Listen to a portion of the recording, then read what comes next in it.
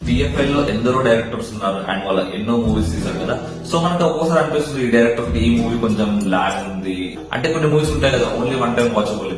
So అలా కాకుండా ఒక డైరెక్టర్ ఉన్నారు, అతని ఏ మూవీ చూసినా హిట్ అయినా ఫ్లాప్ అయినా సరే మూవీ ఇప్పటికీ మనం ఎప్పుడో తీసిన మూవీస్ ఇప్పటికీ మళ్ళీ మనం రిపీట్ లో పెట్టుకుని చూడొచ్చు. ఆ మూవీస్ ని మనం ఎన్నిసార్లు చూసినా మనకు బోర్ కొట్టదు.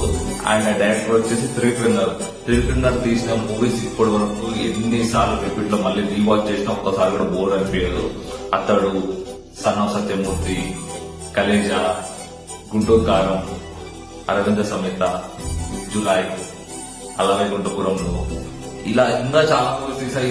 ఇలాంటి మూవీస్ ఇంకా మనం అతని నుంచి ఎక్స్పెక్ట్ చేద్దాం. ఇప్పటికీ మూవీస్ కి బాగా క్రేజ్ ఉంది అండ్ ఈ మూవీస్ మళ్ళీ మళ్ళీ మళ్ళీ మళ్ళీ చూడొచ్చు.